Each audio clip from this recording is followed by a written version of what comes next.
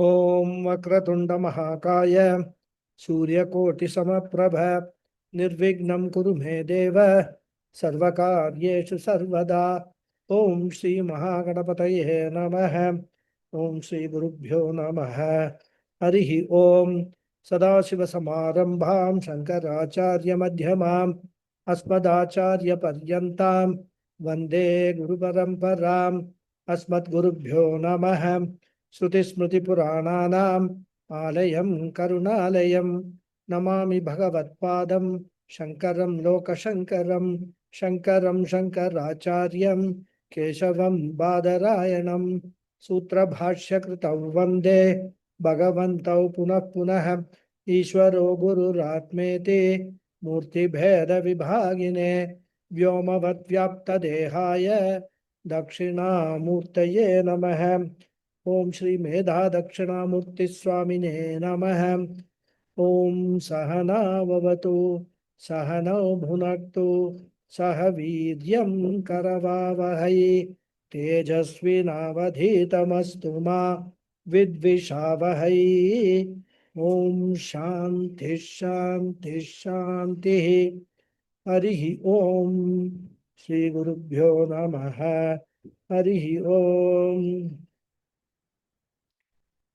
ओम पार्थाय प्रतिबोधितां भगवता नारायणेन स्वयं व्यासेन ग्रथितां पुराणमुनिना मध्ये महाभारतम् अद्वैतामृतवर्षिणीं भगवतीम् अष्टादशाध्यायिनीम् अम्ब त्वामनुसन्दधामि भगवद्गीते भवद्वेषिणीम् यं ब्रह्मा वरुणेन्द्ररुद्रमरुतः स्तुन्वन्ति दिव्यैस्तवैः वेदैः साङ्गपदक्रमोपनिषदैः गायन्ति यं सामगाः ध्यानावस्थिततद्गतेन मनसा पश्यन्ति यं योगिनः यस्यान्तन्न विदुःसुरासुरगणाः देवाय तस्मै नमः। ओम। So, namaste once again, everyone. Hari Om Guruji. Hari Om, Hari Om. Namaste Guruji, Pranam. Pranam, namaste. So, today I propose to complete the summary of this chapter 11. And therefore, if I take some 5-10 minutes more, please bear with me. Okay. Whenever I do the summary in the last class, I always do this disclaimer. Mostly I will finish within time, but in case, it's a little more, please bear with me. So in the last class, we completed the 11th chapter, and I also started giving a summary of the chapter, highlighting the background of the message conveyed in this chapter. And in fact, this chapter can be called a watershed chapter in the entire Gita teaching of Krishna, because it marks a complete transformation in our understanding of what the universe is and how we should relate to every living and non-living being in the universe. Understanding Ishvara in the Vishwarupa form is a very important milestone in our spiritual journey, which will culminate in our gaining knowledge that eventually Ishvara has no form, that Ishvara is formless Brahman, and all the forms and names that we interact with, we transact with, are only appearances of that Ishvara. It is a projection of the Maya Shakti of Ishvara. So, in the last class, in the summary, I covered this. These were the important points which we covered. Now, coming to the text proper of the 11th chapter. The first 8 verses happen to be the introductory verses, wherein Arjuna starts by saying to Krishna that having heard in detail the description of creation and dissolution of things, things and beings from you, and also your perennial eternal glory, which is fascinating. Can you show me that form of yours? How can I get Vishwarupa Darshanam? Is it possible for me to have Vishwarupa Darshanam at all? For which Lord Krishna answers that I have hundreds and thousands of forms of many varieties, which are effulgent and of many colors and shapes. And that Vishwarupa is not one which can be seen by you with your this ordinary pair of eyes. And therefore, since you are very keen to see that form, I will bless you with Divya Chakshuhu, so that you can see and appreciate the Vishwarupa form of mine. That means, even though it is possible to see the Vishwarupa form, to see this world as Ishvara,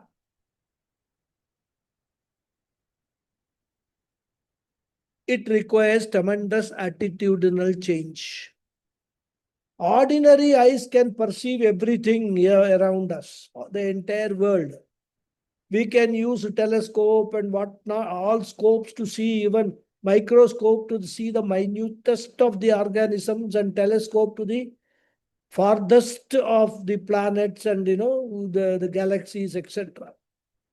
But to see that entire thing, the entire universe itself as Ishvara, that requires tremendous attitudinal change. It requires a special type of mind, and that attitude is what we understood as Divya Chakshu. Therefore, what is required is a mature mind, a pure mind, to perceive the whole world as the embodiment of the Lord. And if you want to put it in a technical language, it is nothing but a mind free from ahankara and mamakara. Because to have Vishwarupa Darshanam, I should see everything as belonging to the Lord. Nothing belongs to me.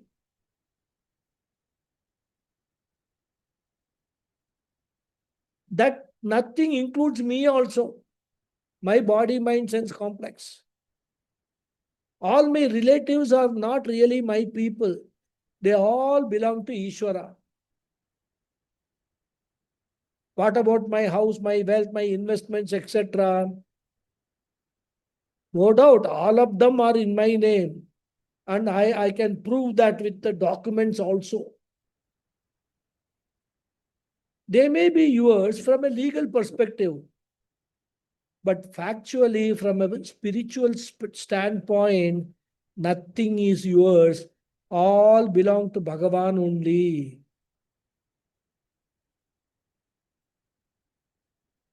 And during when I was the classes, we recollected one beautiful bhajan, isn't it? Tan man dhan sab hai tera, bin tere kya hai mera. So tan, my body, even this body is not mine. That also belongs to the Lord only. So if you see everything as belonging to the Lord, it is Vishwarupa Darshan. Which means I should be free from ahankara and mamakara. This ahankara mamakara rahita manaha is Divya Chakshuhu, which Krishna says, I will bless you with, O Arjuna. So Arjuna gets the Divya Chakshu. Then what happens? There is this transformation that takes place in Arjuna's mind. Arjuna is stunned by this. it is not a new form of the Lord, but a new appreciation of this Vishwarupa, which leaves him spellbound and in wonderment. And when Arjuna is stunned and dumbfounded, Sanjaya comes in and gives a brief description of Vishwarupa from verse 9 to 14. This means Sanjaya must also have had Divya Chakshu, isn't it? Either Krishna must have blessed Sanjaya also. But then there is no mention of that in the Gita. But then when we read the Mahabharata, we find that just before the Kurukshetra battle started, sage Vyasacharya wanted Dhritarashtra to witness what was going on the battlefield so that he could realize the consequence of his blind obsession for his son Duryodhana. And therefore, Vyasacharya offered to give him the Divya Drishti, which would have allowed him to perceive distant events, thoughts, and even sounds of the war. Dhritarashtra refused. Then Vyasacharya made the offer to Gandhari and she also refused. But then Dhritarashtra asked Vyasacharya to grant the power to his advisor and charioteer Sanjaya instead. And that is how Sanjaya could witness the conversation between Krishna and Arjuna and report it, as though a telecast to Dhritarashtra. So here we have to understand the difference between the Divya Drishti which Sanjaya got and the Divya Chakshu which Arjuna has got. And the difference is Sanjaya could see everything, what was going on, what was being taught, what was being explained, etc. to Arjuna, and also what Arjuna was asking Krishna. But he did not have the Divya Chakshu, the maturity of the mind to understand that everything in the universe is Ishvara alone. This is one way we can understand this Sanjaya witnessing all these things. Now, some commentators give a different interpretation. They say that the very name Sanjaya itself means Samyak Jayati, the one who has won over, conquered the enemies of Ahankara and Mamakara. And that is why he is called Sanjaya. And therefore, he already has got Divya Chakshu. So that way also some commentators say we should interpret. It does not matter. If Sanjaya has got Divya Chakshu, well and good. But one point we must note that towards the end of the 11th chapter, Krishna tells Arjuna, nobody else in this world of human beings have been able to see this Vishwarupa as my form other than you. And therefore, when Krishna himself is dismissing that Sanjaya had Divya Chakshu, we have no reason to follow those commentaries where they say that Sanjaya had Divya Chakshu. So we can understand Sanjaya had Divya Drishti, all right, but he did not have Divya Chakshu. I hope you appreciate the subtle difference between these two. Anyway, so therefore Sanjaya gives a brief description of Vishwarupa Darshanam from verse number 9 to 14. And what is Vishwarupa Darshanam? Is it that the Lord is seen with hundreds of hands, thousands of legs, thousands of heads, thousands of stomachs, etc.? How should we understand? We should not imagine that Krishna came in front of the stage with thousands of hands hanging, thousands of legs hanging, etc. If it were so, that would have been the most horrible form. And therefore, we should not imagine such a form. That may be okay to pictorially depict the Vishwarupa form because the artists have no other choice to show Vishwarupa. And when we see such pictures, and if we do not have some background of the Gita teaching, then we are bound to imagine some such form. And that is why if you ask the people, 99% will describe the Vishwarupa form as they have seen in those pictures.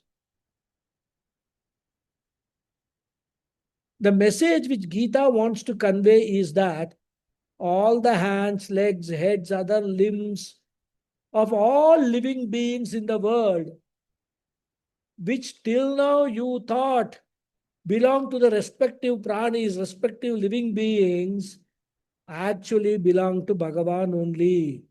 All of them belong to Ishvara only. Because the world is an embodiment of Ishvara. And therefore, everything in the world belongs to Ishvara. That is the message which is the takeaway for us from this chapter. And that is why in Rudram, towards the end, we see a mantra. Ayam me hasto Bhagavan, ayam me Bhagavattarah, ayam me Vishwabesha Joyagum Shivabhimarchanah. Ayam me hastah Bhagavan. When I am looking at my hands, this is also the hand of Lord only. So if my hands are Lord's hands, what about others? Undoubtedly, everyone's hands are the Lord's hands only. And therefore what? Purusha Suktam Sahasra Shirisha Purusha Sahasrakshas Sahasrapad. All belong to Bhagavan only. That is how we have to understand. Seeing Ishvara in every object of the world, in every experience of the world, in every situation of the world, is Vishwarupa Darshanam. So such a description Sanjaya gives first. And then Arjuna starts giving the description of what he is seeing, what he is observing with the Divya Chakshu. And then we saw that Arjuna goes through three phases in the mind. First is the stage of wonderment, appreciation of the cosmic form, which is given from verse number 15 to 22. He is awestruck because he finds the creation wonderful. And we should remember, we can also appreciate the creation in the same manner if only we pay attention. If only we are not all the time preoccupied with aham and mama. I think there is one very beautiful poem which I think I have studied, in my either primary or middle school. It is by William Henry Davis. There is no time to stand and stare is the title of the poem. What a beautiful poem, Find time to stand and stare at this entire universe and see how beautiful, how creative is. If you look at it, you will also be in wonderment like Arjuna.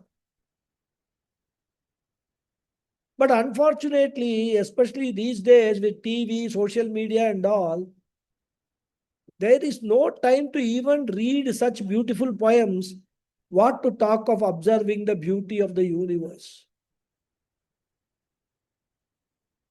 Of course, a few of us who have some inclination would have perhaps continued to watch channels like National Geography, Discovery Channel, etc., which show us a glimpse of this wonderful universe.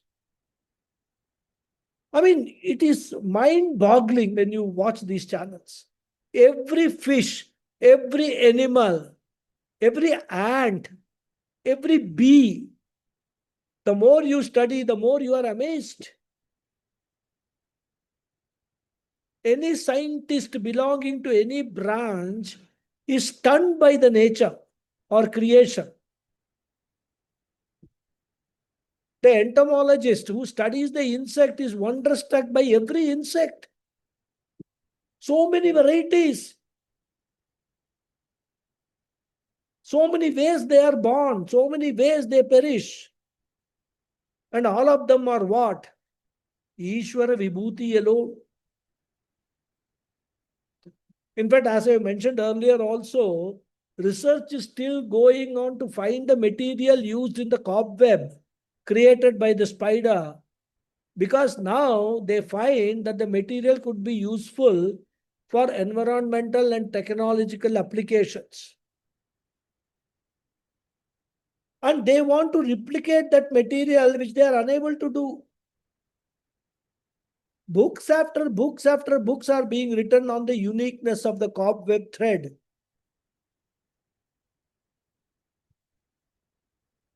And still, we are nowhere near finding out what material it is. And then it seems in Australia, some types of ants are there which can create an ant hill which is temperature controlled. Even when the temperature outside is very high or very low, their small hutment, in their small hutment, temperature is controlled throughout the year without any gadgets. All this, when we watch these National Geographic and these Discovery channels, we get to know all these things. And therefore, even with these small examples, when the scientists and all of us are wonderstruck, what to talk of Arjuna, when Krishna is showing the secret of the entire universe to him?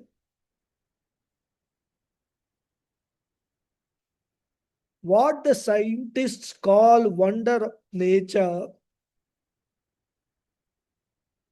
a bhakta calls wonder of Ishvara. That is the only difference. And that is why a Vedantic person gets interested in all the sciences, whether it is astronomy, whether it is biology or zoology or botany, or even thermodynamics or any science. Because he sees all the sciences as revealing the glory of Ishvara as the wonderful universe.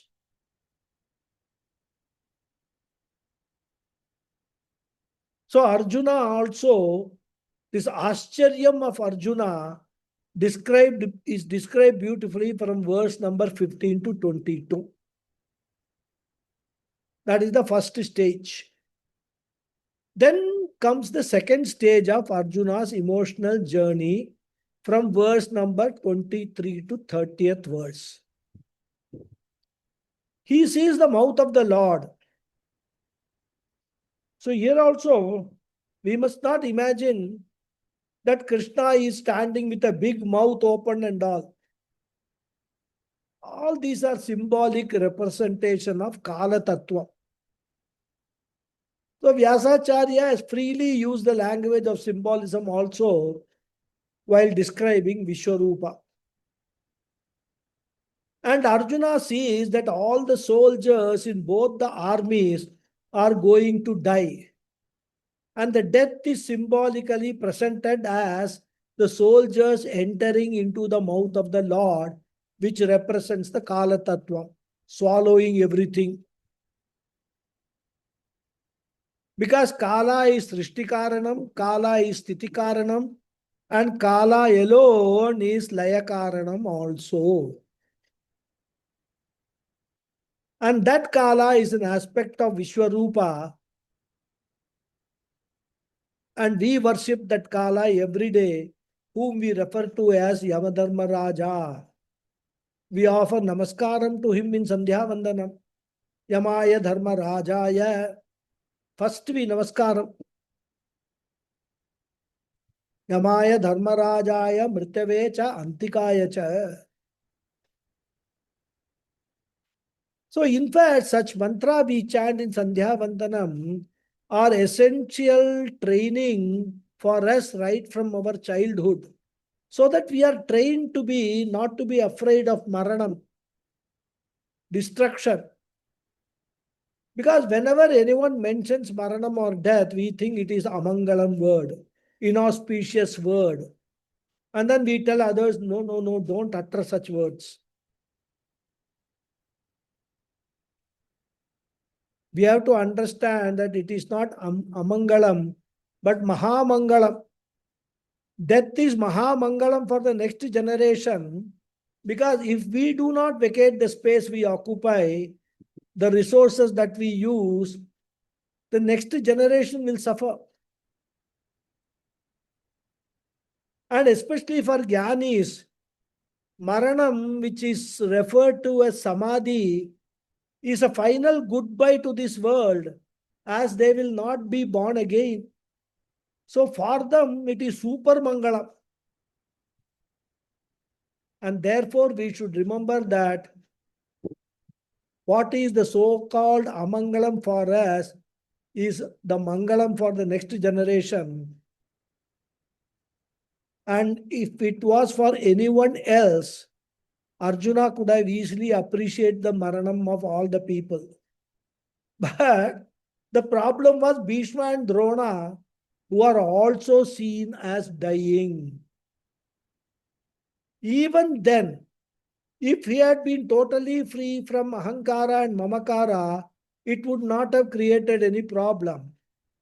But Arjuna is not totally free, because his Divya Chakshu is borrowed Divya Chakshu, not naturally developed mental maturity.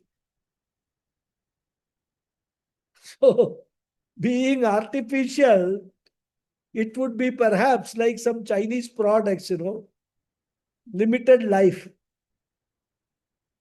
It will not last long. It is like artificially ripening any fruit. That will not be tasty. So, similarly, Arjuna was not mentally mature enough in the normal method. His maturity was temporary, and that also borrowed from the Lord.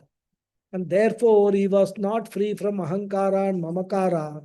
And therefore, even though he was taught in the second chapter that Jatasya hi dhruva mrityuhu, even though he understood that everyone born should die, but because of his moha, he is unable to accept this fact when it comes to a few family members around.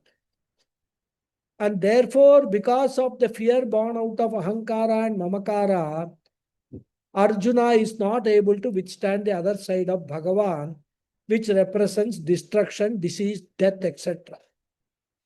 And that bhayam aspect is described from verse number 23 to 30. So Vishwarupa is a source of fear for immature people, ignorant people, Ahankara, Mamakara, Yukta people. And therefore, this is the second emotional issue Arjuna faces, which is fear.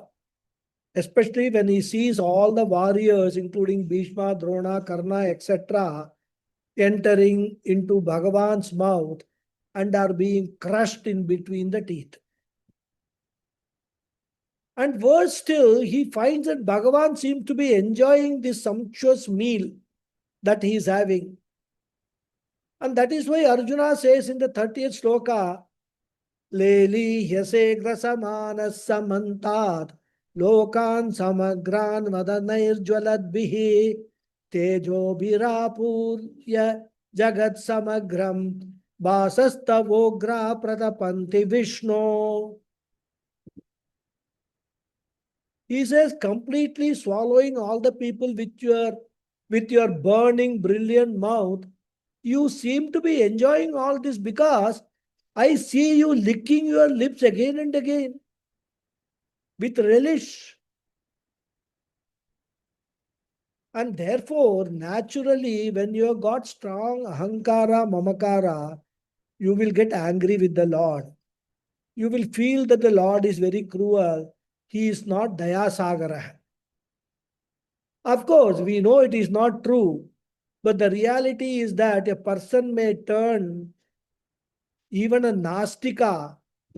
He may deny the very existence of God when suffering comes. So Arjuna also goes through the problem, and therefore he asks the question in verse 31. Krishna, please tell me, who are you? My picture of God, my understanding of God is totally different. Therefore, tell me what exactly you are. And Krishna answers, and that is the portion from verse 31 to 34. Krishna says, I am the Kala Tattvam, especially the destructive Kala Tattvam, especially in the battlefield. If it had been a maternity ward, he would have said, I am the creative Kala Tattva. But here they are in the battlefield. So Krishna has to talk of destructive Kala Tattvam only. And therefore, Arjuna, Vishwarupa Darshanam involves accepting Bhagavan as Srishti, Sthiti, and Laya Karanam. All these three you should be able to accept and assimilate. That is called Vishwarupa Darshan. And then he assuages Arjuna, saying that all these deaths have already been predetermined by me according to their prarabdha karma. And therefore, don't think too much about all these things. Just be an instrument in implementing what is already preordained. Nimitta matram bhava. When you appreciate the totality and appreciate the orderliness and harmony of the creation as an integral part of the Lord, you will use your free will also in accordance with the universal harmony, which is called dharma. And therefore, when the free will has alignment with dharma, the universal order, the Vishwarupa's order, that alignment is called surrender, sharanagati. And that is what orchestras are all about. Imagine there's an orchestra and there are 20 violins or 30 violins, Every violinist should play in keeping with the total pitch and tone, what they call Shruti and Talam in our Carnatic music. If a person says, no, I want to show my individuality, and if he plays in another Shruti, then the whole orchestra is destroyed. That should not happen. I should not make my individuality prominent or dominant. My individuality should be in alignment with the whole scheme of things.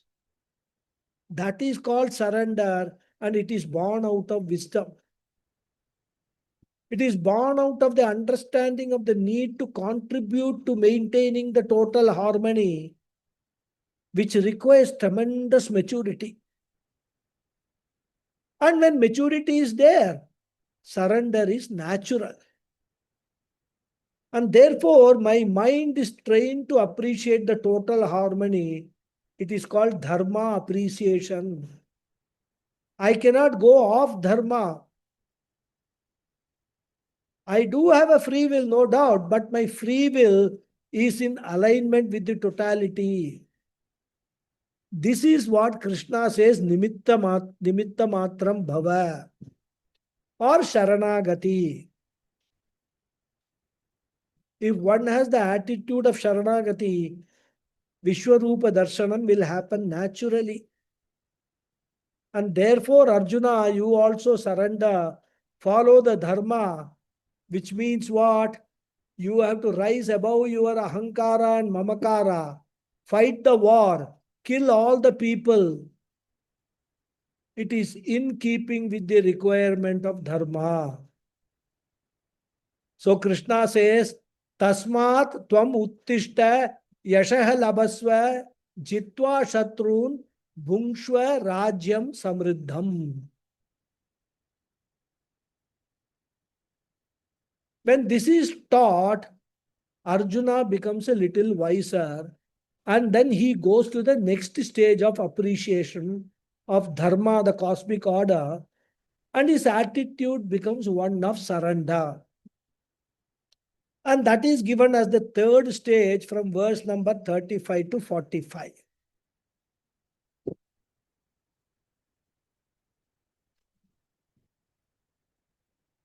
This surrender is purely a mental state, and this alignment of free will with dharma, this attitude of surrender is expressed in our tradition in the form of a namaskara. So, namaskara is a natural event which happens mentally to a mature mind.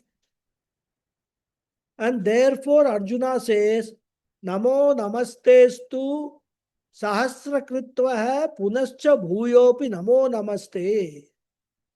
And then namaspurastadata prishtataste namostute sarvata eva sarva. And why does Arjuna say, I prostrate, my offer my prostrations in your front, back, etc.? Because the cosmic order is everywhere in the universe. Therefore, any direction you face, you can perceive Vishwarupa Ishvara. And therefore, my namaskara to your all parts means I see the order, the harmony, the rhythm everywhere. And I understand the fact that dharma alone maintains this universe.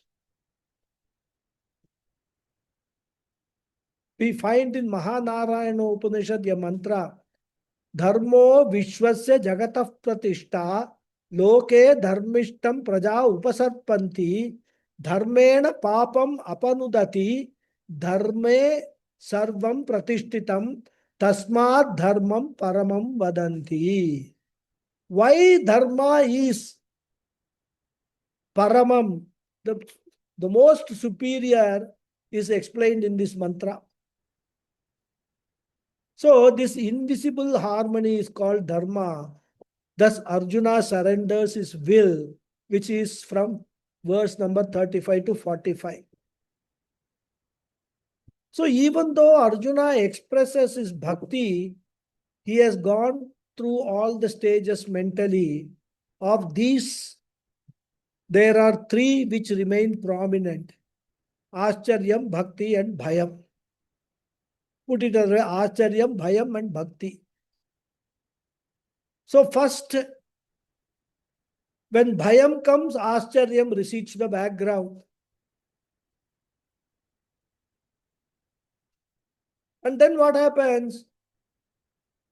When Bhakti comes, when Bhayam comes, Bhakti also recedes to the background. Bhayam alone remains. Because as long as Ahankara, Mamakara is there, as long as you are in the Dvaita Prapancha, fear is unavoidable. Fear of death, fear of old age, fear of separation, fear of a second entity being a threat. All this will be unavoidable. If I do not have Ahankara and Mamakara, all these will appear as Leela of Bhagawad. We all come together, Leela of Ishvara. We all get separated, Leela of Ishvara. We all grow old, Leela of Ishvara. But when Aham, Mama are there, these very things which we think are Leela can mean terrible things for us. And therefore, in and through the bhakti that he has expressed, the bhayam does not leave Arjuna. He continues to be disturbed by the gory scenes he has witnessed.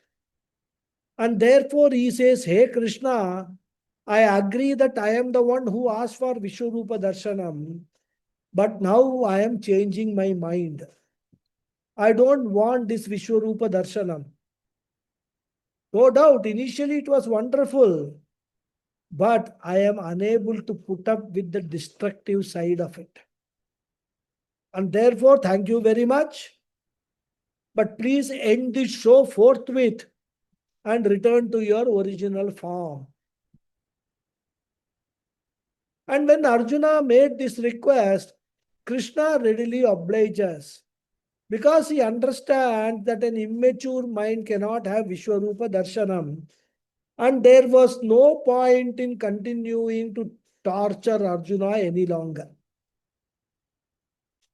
Krishna understands that Arjuna is not yet ready for that.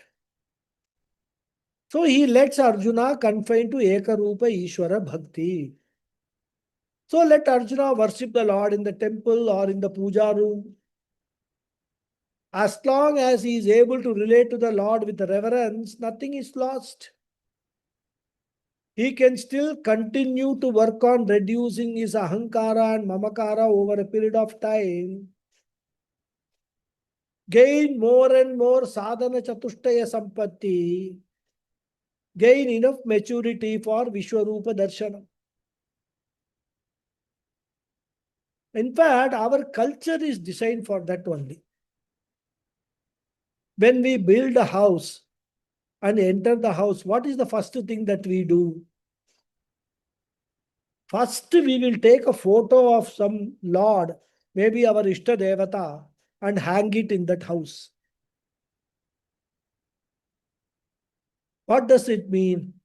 Oh Bhagavan, this is not my house, but it is yours. We will do a small puja. So we pray to Bhagavan, please allow me to use it, and I will give you a special place in my house. Of course, that special place may be a small, what they call spandrel, under the staircase or some such place. But I will allot you some place in my house. Of course, it will not matter for Bhagavan because he will adjust. He knows I am all pervading, so it doesn't matter. But then in and through all this, what is important is the attitude and reverence. And even though one may still consider it as his own or her own house, that Bhagavan has been accommodated nicely. Then in the next higher stage, I look upon this house also as a temple belonging to the Lord. This body also belonging to the Lord. And that is why, many of our homes, traditional homes, people with follow the tradition. Whenever they enter the house, they will remove their slippers outside the house.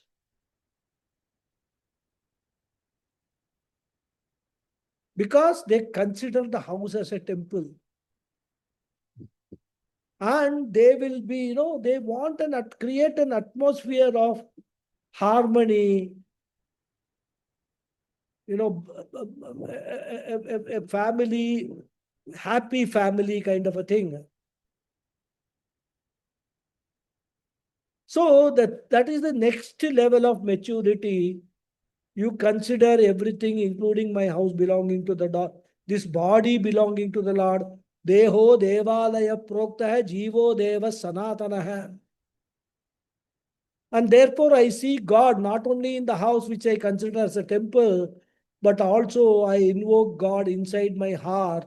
I learn to see the body also as a property of Ishvara. Once I develop such an attitude, then automatically the attachment will drop. And then I will be able to practice karma yoga successfully. And then what? Tan man dhan sab kuch tera will not be a mere lip service. Pujya Swamiji used to comment about this bhajan in a humorous manner. He says, he used to say that people every day they will sing this bhajan. And when Bhagavan hears this every day, he will be confused. He will think, yesterday also he said that tan man dhan sab kuch tera. He offered everything. He said everything is mine. He gave me the body, and today also he says he given the body. But he has got only one body. How come daily he gives the same body every day?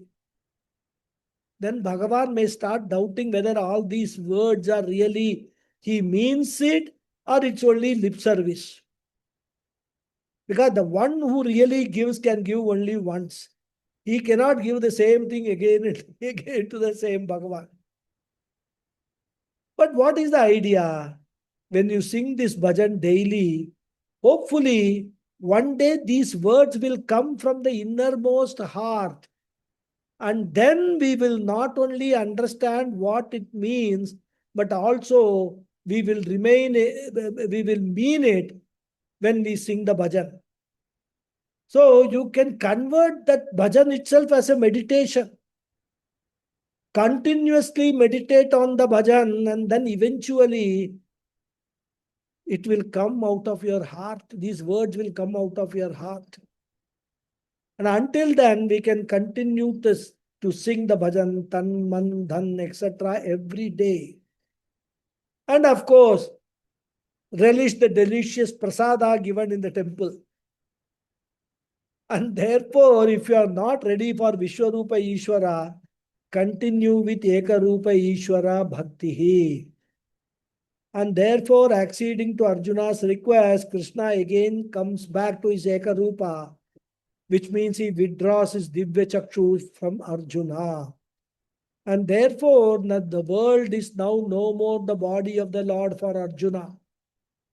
The world is not Tirupati Laddu Prasada, but it becomes an ordinary laddu sold in grand sweets or some such sweet shop. So then from Shloka 46 to 55 is the Upasamhara or the conclusion of this teaching, wherein Lord Krishna points out that Arjuna, you had the rare opportunity of Vishwarupa Darshanam because of your bhakti. Thus, bhakti as a sadhana for spiritual evolution is pointed out. Transformation from Ekarupa Darshanam to Anekarupa Darshanam to Arupa Darshanam. For all these three levels, bhakti is an important sadhana, and that is pointed. And of course, the type of bhakti is also important. At the first stage, Bhagavan is a means for worldly ends. So for achieving material goals for my Artha and Kama Purushartha, I use Bhagavan as a means. It is a quid pro quo arrangement. A win-win for both Bhakta and Bhagavan. Then in the next stage, I develop enough vairagyam towards worldly goals, and then Bhagavan becomes my end goal. At this stage, my bhakti becomes Ananya Bhakti, Avyabhicharini Bhakti. And therefore, Krishna said, Bhaktya tvananyaya shakya aham evam vidorjuna Nyatum drashtum cha tatvena praveshtum cha parantapa in the 54th shloka. And he concludes the whole thing in the last verse, which is a very profound verse, because Krishna not only gives the essence of the teaching of the 11th chapter, but also he hints at what is to come in the 12th chapter, which deals with the topic of bhakti, and which is also appropriately titled as Bhakti Yoga. He says, Mad karma krin mad paramaha mad bhaktah sangavarjitah nirvairah sarva bhuteshu yaha saha mameti pandava. So here Lord Krishna says, initially you confine to Ekarupa Bhakti, Sakama Bhakti, which is okay. Nobody can think of Bhagavan as the end or the goal initially, because we have got so many other local goals. We have got a huge wish list, and the to-do list is also huge. And therefore, Bhagavan says, initially you can have worldly goals, take your time, use Bhagavan as the means to achieve these goals, go to the temple, pray, conduct puja. Nothing wrong. It is called Sakama Bhakti, perfectly okay. And let that Lord also be a personal Lord, have a Ishtadevata. You have a Kuladevata, you know who is your Kuladevata, pray to Kuladevata also. And then gradually you will get Viveka. You will get what kind of Viveka? Atma Anatma Viveka. You will know the ephemerality of the worldly goals. And once you understand the limitations of the worldly goals, God will become the end. And then Ekarupa Bhakti will also gradually become Anekarupa Bhakti. And ultimately, it will turn into Arupa Bhakti, a Jnani Bhakti, and you will attain me. That means you will realize that there was and is no difference between you and me. You will realize the essence of the Mahavakya, Aham Brahmasmi. Thus, Krishna concludes by glorifying Bhakti. And now there will be a question. What will be the benefit that I will get by appreciation of Vishwarupa? There are several benefits, and we will see a few of them. In fact, both the 10th chapter, Vibhuti Yoga, and this chapter, Vishwarupa Darshana Yoga, has very important messages to convey for the advantage of a spiritual seeker. The first advantage of a Vishwarupa appreciation is Dvesha Pariharaha. We do not hate anything in the creation because everything is part of the Lord only. So I do not divide the world into Raga Vishaya and Dvesha Vishaya. Everything has got its place, including a cockroach, including a mosquito. Even poison has got its role to play. And therefore, the Dvesha gets significantly diluted. Because if you understand, Dvesha is a very, very big burden on our mind. Raga is fine. We will get, some desires we will have. If we get those desires, we will enjoy that and all that.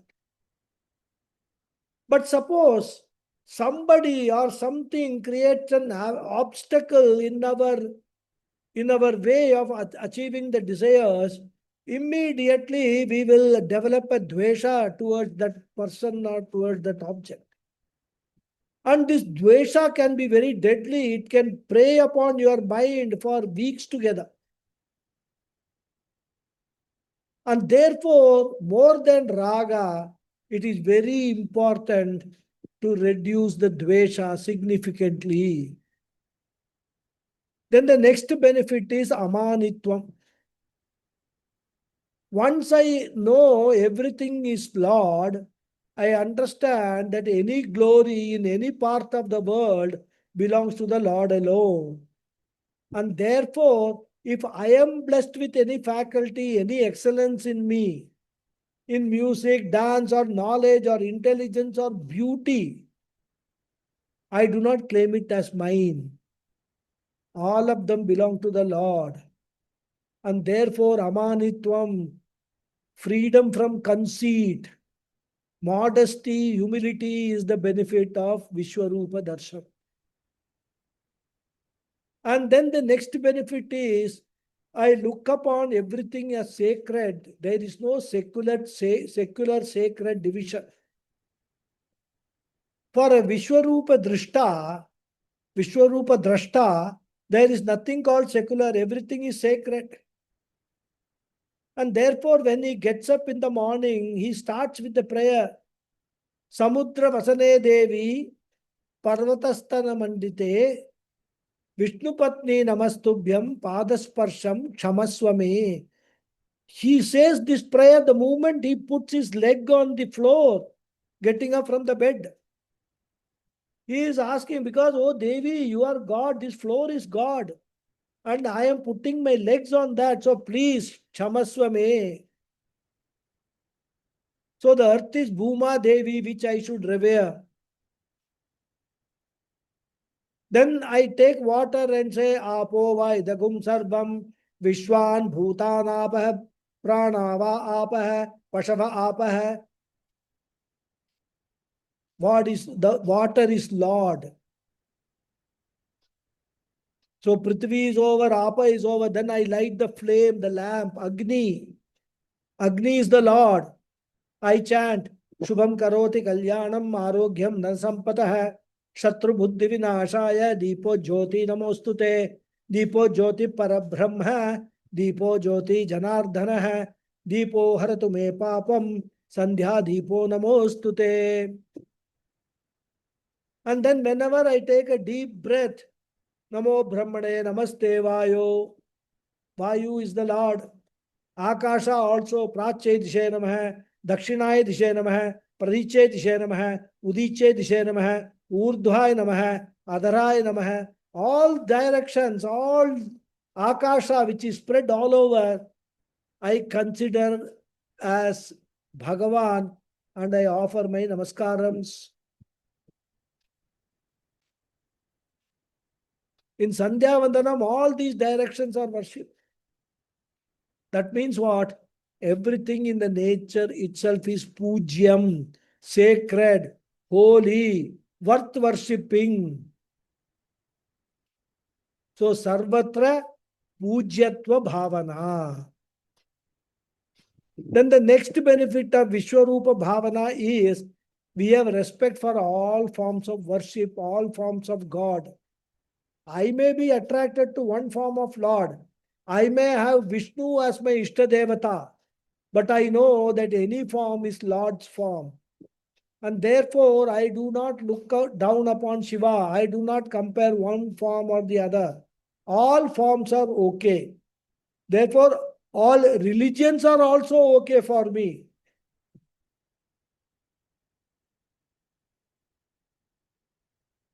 And finally, the benefit of Vishwarupa Darshanam is the expansion of the mind.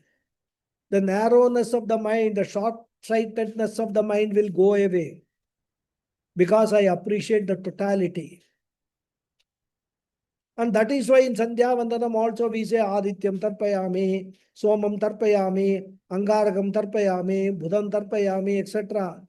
I remember all the planets. I remember all the illuminaries and offer my oblations to them. I remember the sun, I remember the moon. And therefore, the more I see the totality, the more my mind expands. Thus, Chitta Vishalatha is another great benefit.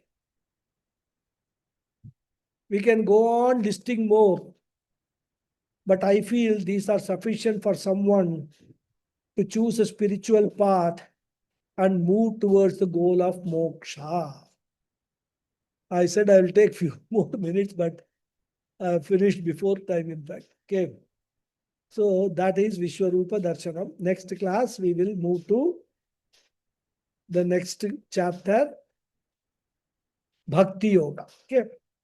Om Purnamada Purnamidam Purnat Purnamudachyate Purnasya Purnamadhaya Purnameva Vasishyate. Om Shanti Shanti Shanti. Harihi Om Sri Gurubhyo Namaha. Harihi Om. Dhanyavada hai. Thank you all very much. Thank you very much, Guruji. Namaskaram. Namaskaram. Thank you, Guruji. Namaskaram. Very enlightening session. Namaskaram. Namaskaram. Thank you, Guruji. Thank Thank you. you. Hari Om. Hari Om. Hariom Ji, fantastic. Thank you, Guruji. Thank Pranam. you. Pranam. Pranam. Hari Om. Hari Om, Guruji. Hari Om.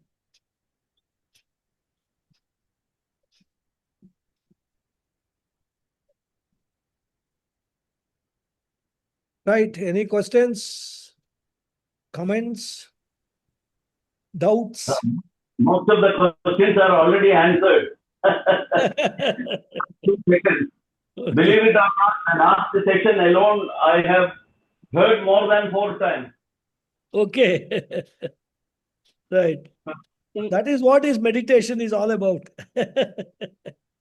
When you hear this again and again and again, and that's why, I tell you, the best form of learning or assimilating is teaching. So I wish that some of you at least get the blessing and also the courage to take up teaching. I mean, let it be one student, doesn't matter. Because I tell you, the more you teach, more you prepare for teaching, the more clarity you get about all the concepts. Because sometimes something you may come across, and these days it is so simple. I mean, I am using this artificial intelligence left, right, and center. Whenever I get a doubt, I ask, what does this mean, or what is the correct, and it will give, all answers are given there. So it becomes easier for you to not only assimilate what that is, but also to explain to others.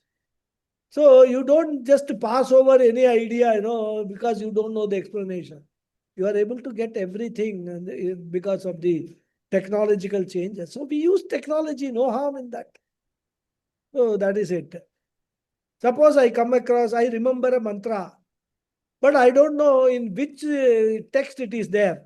So if I am able to type out that mantra in Devanagari and put it in Google search, it will give me everything about that mantra, translation, meaning, what are the different, authors who have, given commentary on that mantra, everything comes. So that is the beauty. So teaching, I find, is the best nididhyasana. If you want to do nididhyasana, teach. I Thank use you very much, AI Guruji, to for create the. exercises. Sorry? Sanskritam exercises I create using AI. If I Yeah. want to learn Sandhi, certain Yeah. type of Sandhis, I want to give me 10 random questions for me to practice Yeah. on. Yeah. It produces immediately. Correct. So many things it produces. Really, it's a paradigm shift in our use of computer. Huge change. Guruji, for that Saraswati's blessing is required, which you have. That is great. All of you have, why only me? All of us, see, to sit through today was 247th class. Mm. To sit through 247 classes of Bhagavad Gita is not an easy joke unless you are blessed.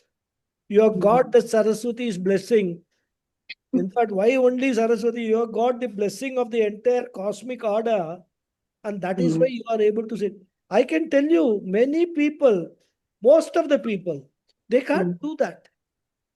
They can't sit through 20 classes, what to talk of 247. And probably another 200 classes or 150 classes we will take from 12 to 18 chapter, right? So you all have got that blessing, and because of that, you are continuing to, not only Gita, but also Mundaka Upanishad. So that is the blessing. We must all feel very blessed that at least in this janma, in this life, I got this opportunity. Yeah, Guruji. That is the biggest. We should never ever have any regret in our life, because we have got the greatest thing that anybody can get. That is scriptural knowledge, rather. That's very true, Guruji, what you just said, to feel very, very much blessed. Very much blessed. Because this, whenever years ago, I'm done several times, whenever in the past I tried to do self-study of Bhagavad Gita, and or whenever I heard about anything, this Vishwarupa Darshana, I always used to wonder what exactly does it signify? What is explained in the text and all that is something. But what exactly does it represent? What exactly is the meaning behind the Vishwarupa Darshana? Because it didn't make much. It's very. You do get wonderstruck with the description of Vishwarupa, but what does it mean? The mind always keeps on wondering, but what is the meaning of all this? And then explaining everything step by step so clearly, what is the true significance of the Vishwarupa Darshana. And if you have the right, if you develop the right vision, the inner eye, just shift in the paradigm is what you're saying. Getting the ability to see Bhagwan in every little thing, like some Guruji, I think that's there in every scripture. I think Anuraniyan Ramato Raniyan, it's something like that. In the little Anu also, it is the same Bhagwan, and is the Brahmanda also is the same Bhagwan. To get that, but then this was. I mean, every chapter has been wonderful. This Vishwarupa Darshana has explained so many doubts had for a long time about this. Guruji. Thank you very much about the clear explanation. Hari Om. Thank you. Hari Om, Guruji. Hari Om. Yes, Sulekha ji. Namaste, Guruji. Namaste. In today's class, I was also struck by this, what you had spoken regarding Vishwarupa Darshana. The concept is not an external vision, but from what I understand, it is an internal shift in awareness. And as you mentioned, an attitudinal shift where we see something that is not necessarily there as a visual representation, but it is something that has shifted in our knowledge, in our understanding of the knowledge that we are currently learning. So for that, I give my deepest namaskarams to you and to the teachings. Hari Om. And the pranams Namaskaros to for Guru Parampara. absolutely right. And I also would like to thank the other students, because many of the questions or comments bring forward a little deeper awareness. It's not necessarily come to the point of understanding in some cases, but at least an awareness or an exposure to something that is not within grasp, but is unfolding. So there's no grasping for this knowledge. There's no wishing for it to come sooner or expectation that it should be received in a certain way. But it is truly I think, a great blessing that we have come together with many students like-minded to learn from a teacher who has learned from the parampara, a way to teach that is not about information, but it is about knowledge, which then transfers to wisdom at some point. So as I said, Thank you for that. Bhagavad Gita is it should transform your life, your thinking, your perception towards everything around you. No, that is the whole purpose of this learning Gita. Otherwise, you can learn Gita 18 chapters in 18 classes and finish it off. Nothing will happen. So you can only go and tell how I have studied Gita. That's all. But it takes time.